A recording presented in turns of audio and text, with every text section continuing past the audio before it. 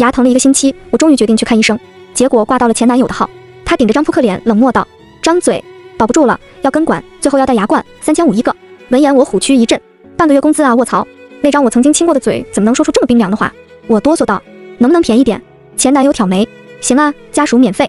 正文开始，在布洛芬跟甲硝唑齐上阵都压不住我的牙疼之后，我终于含泪挂了个号，选择的是离家最近的定点医保口腔医院。闺蜜知道后，为了表彰我的勇敢，给我点了个男模陪着。好宝，明天就让小泽陪你，疼得太厉害就摸摸他的8块腹肌。翌日，我哄着自己出了家门，别的不说，有人陪着感受是不一样哈。男模嘴还超甜，一路给我哄得连恐惧都淡忘了不少。直到护士喊我的名字，陈穗禾，心脏猛地一跳，我僵硬地走向诊室。在看清医生的瞬间，我转头拔腿就跑。谁会想在最脆弱的时候遇上前男友啊？结果跑一半被男模跟护士双双拦住，姐姐就差最后一步了。哎，跑什么呀？我被一左一右的架了回去。季青瑜坐在滑轮椅子上，慢条斯理地整理手套，口罩挡住她半张脸，露出的眉眼一如既往的淡漠。听见响动，她微微皱眉，抬起了头。怎么啦？视线触及我时有轻微的惊讶。她再次问：怎么啦？男模拍了拍我的手背：姐姐没事的。季青瑜眯了下眼睛，这是她不爽的信号。她的目光扫过我俩握在一起的手上。家属出去等。我脑子一团乱，压根没注意到她的用词。我战战兢兢走过去躺下，左下的牙疼，张嘴，冰凉的器械不小心碰到脸颊，给我冻一激灵。别乱动。我抓住了她垂在身侧的白大褂的衣角。这疼吗？我从喉咙里发出一些意味不明的声音。住了，去拍个片看看。季青瑜抽身而起，我的掌心跟着落空。护士走过来，跟我来。一会后，我再回到诊室。季青瑜看着电脑上的影像，止不住的皱眉。住了呀，这一块都空了，已经感染到牙髓了，需要做根管。天塌了！来之前我做过功课，都说根管疼得要命。我绝望地闭上了眼睛。季青瑜还在讲解根管治疗是何物，只有最后一句话将我拉回了神。左下6号牙最好是戴牙冠，不然以后吃东西容易裂，裂了只能拔掉种牙。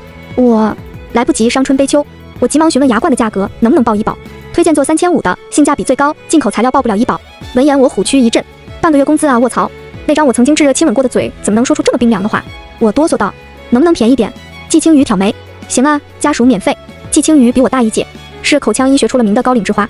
新生入学的时候，我一眼就看到了矗立在人群中央的他。他举着学院的招牌，平等的无视每一个人，就那股死劲，愣是把我迷得3魂飞了7魄。我多方打听，得到的结果都是别白费力气了。季青瑜军训时就已惊为天人的照片，3天内荣登校园强8遍。慕名来看本人的更是不计其数，追他的人没有100也有50，无一不是以失败告终。就我不信邪。季青瑜，季晴玉，听名字就知道很火辣。我死皮赖脸舔了他整整1年，终于在大2初获得了他的青眼。当时我苦追无果，悲愤交加下，我约了闺蜜去游泳。下意识将泳装照发给她后，才警觉不对，撤回已经晚了。季青瑜，我看到了，以后不要再给我发了，不建议女孩子跟男生单独出去游泳。我没别的意思，就是提醒你下。这是他第一次给我发这么多字。我看向嫌热，所以给自己剃了个短毛的，身高178，平生最爱的穿搭是各种 oversize 中性风的闺蜜。乐了。后来在我跟闺蜜的配合下，季青瑜被我收入囊中。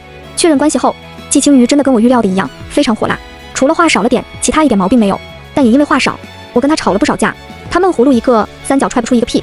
大部分时候都是他默默示好，默默色诱，然后我没出息的消气，矛盾就这样被我们敷衍过去。直到我毕业，那时他在口腔医院准备考证，忙得4脚朝天。我在实习单位被领导刁难。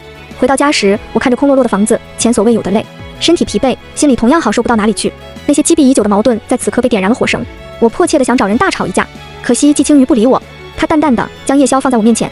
穗禾，等你冷静下来，我们再聊。冷静下来还聊屁？我恨透了他这副样子，仿佛永远冷静，永远不受干扰。我有时都在想，他真的喜欢我吗？还是说只是不堪我的骚扰，所以才答应了这份关系？可他在床上的表现又远不止如此。我无数次迷茫，无数次哄着自己再坚持。终于在今天，我想算了。季青瑜洗完澡出来，帮我拆开了外卖袋子。我撇开头说道：季青瑜，我们分手吧。男人的手一顿，他说：好。草。我气死了，他为什么不能掐着我的脖子吻上来，就说这辈子都不分手，绝对不分手？无处发泄的情绪变成利刃扎向我的身体，我忍痛拔出，这份关系就走到了头。合租的房子是我们一起找的，他留给了我。当时签的3年合约，分手时还有2年半。家里经常会突然出现他的痕迹，渗透在我生活的方方面面，防无可防。会心一颤，此时他说：家属免费，就算我自作多情吧。我反正已经开始多想了。季医生是我想的那个意思吗？不知道你什么意思，打算现在开始治疗吗？我撇嘴，顺从的过去躺下。张嘴，疼得厉害吗？我不太灵活的压了声。外面蹲守已久的男模见机闯了进来，蹲在我另一侧。姐姐别怕，我陪你。季青瑜黑了脸，手里的器械轻轻戳了下我的蛀牙。啊！一瞬间我疼的泪花都出来了，控诉的看向他。他冷漠的移开眼睛，看来不疼，不用打麻药了。你睁眼说瞎话，我要投诉。我在心里已经默默问候他全身所有器官了，面上依旧不敢惹，怕他真的不给我打麻药。医生，还是打1针吧。季青瑜看着我，居高临下，刘海盖住部分眉眼，墨色的眸子尽是冷冽。他喊来了护士，把无关人员请出去。男模1步3回头，季青瑜冷喝了一声，这麻药最终还是给我打上了，打了2针，然后我半边脸就渐渐麻了，滋滋声在我嘴里响起。我独自放空。季青瑜忽然开口，你那男朋友看起来不怎么样。他不是我男朋友。遗憾的是我舌头也麻了。别乱动。得，我看明白了，他就是故意欺负我说不了话。早2个月来都不用跟管，他对你不上心，叫你姐姐姐弟恋。分手1年，你口味变这么快啊？跟他在一起多久了？我依旧说不出话，听着听着连脑子也麻了。不知过了多久，他仰头扭了扭脖子。好了，1周后过来，注意不要用这边脸吃东西。麻药进过后牙轻微疼痛是正常的，尽量忍不了的话跟我说一声。说着将手机页面的2维码露了出来。之前分手的时候，我把所有联系方式都拉黑删除了。我掏出手机扫了扫，看着像公众号啊，头像是穿绿衣戴口罩的小猫，朋友圈全是各种各样的呀。我想了想，把最重要的事先说了，他不是我男朋友。谁在意？不在意，刚刚说那么一大嘟噜。季青瑜嘴上冷淡，心里估计早乐开花了。我继续微信问他，这次多少钱？最后再一起算。最后我还用不用付钱都难说呢。男模见我完事了，泪眼汪汪过来，姐姐疼不疼？要不要摸我腹肌缓解一下？站在一旁的季青瑜也听到了，他说700前台缴费。我笑了，扯着一边嘴角嘎嘎乐，手指在屏幕上点得飞快。不是最后一起算吗？我改主意了。男模疑惑，医生你说什么呢？季青瑜睨他一眼，扭头就走。男模小声蛐蛐，姐姐他好没礼貌。回家路上是男模开车，我坐在副驾，能感受到麻药效果在一点点过去。我又开始啪啪打字。季医生，我牙疼，轻微疼痛是正常的。医生不是说牙疼了可以找你吗？怎么找完还是疼？对面不断显示正在输入中，最后只有一句，疼得太厉害的话回来看看。我想了想，回他，听说贵院有上门问诊服务。季青瑜，没有，疼的话自己过来。我撇撇嘴，这死出跟我刚追他的时候一模一样。到家后，男模提出送我上楼，还挺敬业。然后他就在出电梯口的时候，被路过的小孩洒了一身牛奶，小孩家长急忙跑过来道歉。男模，没事，我去换身衣服就行。他这一洒，衣服裤子都湿透了，看着都难受。这半天相处下来，我对他的印象还算不错。于是我说，我家有衣服，你应该能穿，不介意的话换一下。衣服是闺蜜之前留宿时放在这的，她的衣服都是超级加大大码，大部分男生都可以穿。男模挠了挠头，会不会太麻烦你了？没事。进门口，他率先进了厕所，我将手机丢在一旁，去给他找衣服，没注意到手机上某个绿色小猫头像在狂闪。我下班回去顺路，可以上门帮你看看。一会后，我下班了，现在过去。我也终于在衣柜深处翻出闺蜜的衣服，男模害羞接过，我这才发现手机上的信息，想也不想，我立马回复，密码没改。厕所忽然传来男模的尖锐报名声，啊，伴随着一阵叮叮哐哐的声音。我跑过去，发生什么事了？姐姐我摔倒了，拖鞋滑到脚脖子上了。我掐着眉心，你先出来。男模伸出了一条腿，粉色拖鞋紧紧卡在脚踝上。姐姐，你能帮我弄一下吗？我忍着爆笑的冲动，主要是脸还有点发僵。你整个人出来。男模探出头，含羞带怯。姐姐，对不起。那什么，我拔拖鞋，你拔腿，3、2、1，一起使劲。好，3、2、1。我双手抓着拖鞋边缘，用力一扯。男模则是往后抽自己的腿，哐当一声，他整个人重心不稳，再次摔倒在地。我也被手中的拖鞋带着趴到了对方身上，姿势非常不雅。与此同时，我家大门被人着急地推开。陈穗禾，怎么了？季青瑜神色慌张站在门口，我听见好大的声音，他的声音逐渐低了下去，脸色也逐渐阴沉。我急忙爬起来，撑到了手臂的麻筋，手一软又跌了回去。季青瑜凌厉的眸子在我2人身上划过，他自嘲地扯了扯嘴角，将门关了回去。我欲哭无泪，别走啊，给个解释的机会啊，老铁。男模小心地把我扶了起来，那粉色拖鞋还诡异地卡在脚上。姐姐，对不起，我一会去给你买双新的拖鞋。我摆了摆手，无暇理会。不用，拖鞋我家里还有好多，你走吧。男模满脸歉意中还夹杂着不少尴尬。那我真走了呀，姐姐记得给我点个5星好评，不然会被主管扣钱的。知道了。男模带着我的粉色拖鞋离开现场。我点开季青瑜的绿色小猫头像，我刚刚只是在帮他拔拖鞋。喜提红色感叹号。1周期到，我重新挂了个号。躺下，张嘴。我抓紧机会开口，我那天真的只是想帮他拔拖鞋。季青瑜像个没有感情的机器人。知道了，张嘴，张嘴，张嘴就知道张嘴。谈恋爱的时候也只知道叫我张嘴。我哀怨地看了他一眼。季青瑜充耳不闻。现在还疼吗？不疼了。滋滋声在我嘴里响起。过了一会，又是咔啦咔啦的声音，有什么东西在搓我的牙齿。我将放空的视线聚集到他脸上。季青瑜微微皱着眉，手上的动作没有停顿。别看我了，舌头别乱动。一旁给季青瑜打下手的护士也打趣我，季医生还是那么招小女生喜欢。我眯了眯眼，主要是想笑，但是嘴不能动。这次结束后，我的牙齿只剩一些肿胀感。季青瑜一边敲电脑一边嘱咐，还是隔1周过来，这1周别用这边脸吃东西。医生，我那天真的只是想帮他拔下拖鞋，我们没有任何关系，不用特意跟我说明。以前我追你的时候，你也是这样跟我说的。那是以前，现在我们分手了，你提的，我后悔了。季青瑜平静的脸上终于出现裂痕。分手1年028天，你现在想起来后悔了？他站起身，头也不回离开诊室。我想了想，去前台要了张便利贴。医生把我从黑名单放出来啊，上次我牙疼的不行，都联系不到你。写完后贴在了他的电脑屏幕上。晚上，我想试试红色感叹号还在不在，随后发了个表情包过去。得，那小气鬼还没消气。说来也是，之前谈恋爱的时候，我就发现季青瑜这人其实特别小气。我在社团跟别人多说了2句话，他就能醋意大发，把我摁在怀里，亲到我求饶。现在嘛，只能给我一个红色感叹号了。我叹了口气，将青粥塞嘴里后，默默偏头，不偏头怕粥流到根管治疗的那一边。我点开了另一个微信号，是我家的前台小姐姐的私人号。在我几天的努力下，我们已经成了好朋友。小美，季医生今天情况怎么样？报，他今天加班，心情不好。我已经听到第5个病人偷偷说他好冷漠了。我抱着手机傻笑。你们医院的投诉信箱会不会都是投诉他的呀？确实基本都是他的，不过大部分是情书。什么东西？谁家好人把情书塞投诉信箱？放在里面季青瑜真的看得到吗？我天马行空的乱想，他们医院开会的时候会不会突然从里面抽出一封情书？季青瑜知道后会是什么反应？小美突然狂给我发消息，季医生下班了。他走向了一个超级大美女，他上美女的车了。我立马坐了起来，外套一拉就往外走。我秒到，走远了已经只剩汽车尾气了。小美发过来的还有一张照片，拍得太急，有些模糊不清。从那没来得及彻底关上的车窗缝隙，也能看出季青瑜的高兴。她一向凌厉的眉眼变得柔和，如果照片再拍清楚一点，说不定还能看到她上扬的嘴角。我彻底站定，手从门把手上移开，靠着门板坐了下来。我再次点开季青瑜的对话框，键盘敲敲打打，文字删了又改，最后发出的只有2个字：在吗？发送失败。红色的感叹号越看越刺眼，扎得我眼睛生疼。我转头给闺蜜发消息：出来喝酒吗？对面秒回：你那牙还能喝酒？当然不行，治疗期间需要饮食清淡。我心塞塞打字：别管，你就说来不来。我马上就要没钱了，这是我最后一次跟你出门了。闺蜜。一会后，我们在酒吧卡座，一起的还有之前在我家卡拖鞋的男模。闺蜜点了低度数的果酒，男模默默当背景板。我抱着桶半人高的矿泉水，插着根吸管慢慢嘬。他俩不理解但尊重。闺蜜默默围观一会后，一把扯下我嘴里的吸管：别喝了，再喝给自己泡发了。怎么回事啊？我要去做那个3500的牙冠了。不是说要拿下季青瑜，省下这笔吗？说到这个我就难过，我一股脑把话全倒了出来，从他对我熟视无睹到微信拉黑，再倒上美女车，最后总结：季青瑜可能要谈恋爱了。闺蜜听着听着渐渐皱起眉头，所以你其实是因为季青瑜可能要谈恋爱的伤心？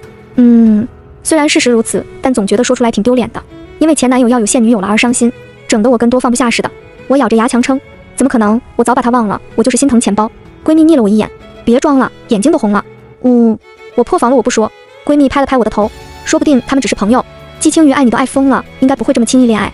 男模也插嘴，我也觉得那天季医生看我的眼神简直要把我活剥了。我怔怔抬头，满脸迷茫。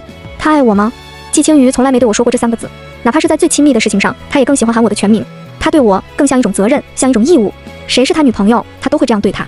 我不是意外，不是个例，不是唯一。在我汲取到的那丝丝爱意里，有几分是他的真情实感。面对闺蜜跟男模的双双点头，我更晕了，喃喃道：可是我提分手，他毫不犹豫答应了。闺蜜嗨了一声，谁知道背地里哭了几次，一句话莫名把我逗笑。闺蜜捏着她的彩色高脚杯，忽然面色诡异：何宝，你不会不知道季青瑜当初放着3甲医院的橄榄枝不要，跑去离你家最近的私立口腔医院吧？啊，这什么时候的事啊？闺蜜震惊了，靠，你真的不知道啊？就你们刚分手的时候啊，当时学校吵得沸沸扬扬，据说季青瑜的导师发了8个60秒语音方阵骂他，这你都不知道啊？我还真不知道。我略略抱歉的低下头，继续嘬我的4.5L 装矿泉水。闺蜜狠狠叹了口气，真不知道你一天天都在干嘛。当时我就说他这辈子完了，就栽你这坑里了。我表示不满，也不一定就是为了我呀，说不定是私立医院开的工资高呢。你是不是笨？季青瑜又不缺钱，为了那仨瓜俩枣放弃3甲，他疯了，说不定真疯了呢。那也是被你提分手刺激疯的。我脑子里忽然划过那张照片，如鲠在喉。那又怎么样？他要谈新恋爱了，我不能再纠缠他了。我兀自伤神，没注意到面前的一男一女鬼鬼祟祟。最后闺蜜拍板，陈穗禾，给个准话，你是因为要花钱了难过，还是因为季青瑜难过？说真话，那3500我出了；说假话，那你一辈子发不了财。我瞪大了眼睛，这代价也太大了吧！别管，快说出你的答案。我萎靡下去，小声道：谁还没那3500了？意思是因为季青瑜而难过。闺蜜不满，大点声，许是气愤到了，谁也能壮胆。我大喊：是因为季青瑜行了吧？你现在立刻马上给我打钱，3500。闺蜜跟男模得逞一笑，同时我身后响起一道熟悉的声音，松石清泉般清冽，一字字扣在心间。陈穗禾。我噌一下回头，影响我全部情绪的男人正矗立在我身后，忽明忽暗的灯光从他脸上扫过，勾出了点点笑意。视线交汇的瞬间，我的心脏狂跳。我结巴道：你怎么会在这？他身后探出张明媚漂亮的脸庞，美得我一滞，瞬间将我那点没出息的欣喜打得烟消云散。那女孩说，是因为我跟我女朋友回国，特意叫她一起来聚聚。哦，对了，我们的卡座就在你们身后哦。说着，另一边也伸出个人头，金发碧眼，操着口不标准的普通话，腼腆地跟我打招呼：你好啊。信息量相当爆炸，我直接宕机。啊，你好啊。季青瑜一把将两人摁了回去。聚会改天。他转过来面对我。陈陈穗禾，我还是觉得我们需要聊聊。闺蜜跟男模不知道什么时候已经溜之大吉。季青瑜双手抱胸，好整以暇看着我，想在这聊还是换地方？我咽了咽口水，改天再聊行吗？不行。季青瑜拉过我的手腕，肌肤相贴的地方烫到不可思议，一直到马路边，我俩才双双反应过来，今天没开车。季青瑜松开了我的手，我打车，我没问目的地。等车间隙，我几度看着季青瑜的侧脸，欲言又止。虽然我对他习惯打直球，但酒吧里那番话被他听到，又是另一回事，我有点害羞。季青瑜双手插兜，目光落在远处。半晌，他说：“根管治疗期间需要饮食清淡，还敢出来喝酒？”我垂下头，声音闷闷的：“没喝酒，我喝的矿泉水。第一次知道喝水也能醉。”我没醉。他转了过来，目光灼灼望着我。所以刚刚那些话都是真心话。我脸烧得飞快，是真心话，每一句都是。既然又开始打直球，又直白地将自己的感情剖开在他面前，我干脆破罐子破摔，反问他：“那你呢？小雪说你为了我放弃3甲医院，也是真的？”是。季青瑜的回答快速、认真且坚定，像是怕我没听清，他又重复了一遍：“是，而且每天都在幻想你走进医院，走进我的诊室。”第一次，季青瑜第一次清晰地跟我表达他的情绪，让我措手不及，只能慌乱移开眼睛。我知道了。知道了。然后呢？然后啥呀？然后这咋说啊？我喜欢你，还是直接扑上去强吻？话说根管治疗期间能亲嘴吗？季青瑜敲了下我的脑袋，想好了吗？还没有。那回家先，车来了。我俩并排坐在后座，我看着路边的景色越来越熟悉，问他：回我家？也是我家，还也是我家，这啥意思？默认复合恢复同居？死小子进展够快的。我春心荡漾，一直到我们下车上了楼，我才知道他口中的也是我家是什么意思。我站在我俩曾经合租的门前，季青瑜站在我对门。怎么说？想进哪个门聊？你租了我对门？是。租多久了？分手第2天，我从家里搬出来开始，也就是租了1年。而这1年里，我从来没遇到过他，是该说不巧，还是有人居心叵测避开了？像是猜到我的疑问。季青瑜说，一开始是故意躲开，后来发现我们作息差挺多的，基本遇不上。如果不是我发现，你打算什么时候跟我说？不知道，我可能还是会等你走进那家口腔医院，走进我的诊室，然后再次跟我说我喜欢你，我才会暴露我自己。我大受震撼，这跟期待一场入室抢劫般的爱情有什么区别？我要是不去这家医院，你直接憋一辈子吗？可能吧，也可能会在某一天杀到你的婚礼现场抢婚。季青瑜笑了笑，眼神紧紧抓着我。所以你想进哪个门继续聊？进我这个吧。久违的客厅的沙发上又坐了2个人，短暂的沉默后，季青瑜率先打破寂静的空间。既然还会因为我感到难过，为什么要提分手？具体原因记不清了，好像本来也没有具体原因，我只是对当时的生活状态感到疲惫，也感受不到季青瑜对我的感情，所以提出了分手。但这不能说，我直接反客为主。那你明明喜欢我，为什么1秒答应分手？你都提了我还不答应？我一提你就答应，你是不是真的爱呀？说到这个，季青瑜咬牙切齿，陈穗禾，我到底哪里不爱你了？你别管，反正我没感受到。我强词夺理。他忽然叹了口气，对不起，我一直不知道，原来我从来没给过你足够的安全感，是我的错。我更心虚了，低下头，小声蛐蛐，什么时候变得这么会说话了？早点这样哄哄我也不至于分手啊。因为这1年陆陆续续去看了几次心理医生。我瞪大了眼睛，我提个分手还给你提出心理创伤了？是有一点，你打算怎么补偿我？不等我反应，季青瑜接着说，开玩笑的，其实是因为不爱说话这是去看的，看来效果还不错。何止不错，简直效果拔群。我摸了摸鼻尖，所以咱俩现在是复合了？还没有。我在生气，某人似乎将感情当作儿戏，说分手就分手，说复合就复合。季青瑜撂下这一句，头也不回进了他自己家门。这就是要我重新追他的意思呗？算了，分手是我提的，复合由我来努力也是理所当然。而且说实话，我超爱他那股爱答不理的死劲。当年我追他的时候，就常常被折磨得生不如死，但爽。于是我又开始了漫漫追俘路。下班后第一件事不再是冲回家，而是去医院蹲他下班。路上遇到漂亮的花了，就顺手给他买一束，放在前台，让所有人都能看见。我还让他把我从黑名单里放了出来。至此，早安晚安没再停过。上班也会掐着他出门的点，送上一份我提前买好的早餐。不出3天，全医院都知道季医生恋爱了。转眼又是1周期到，我的牙进入下一治疗流程。季青瑜说是要准备戴牙冠了。我躺在牙椅上，攥着他的一节衣角，直勾勾看着他。这样看着我会影响我操作。本次治疗结束后，我撑在他的办公桌桌面，故意道：季医生定力不行啊。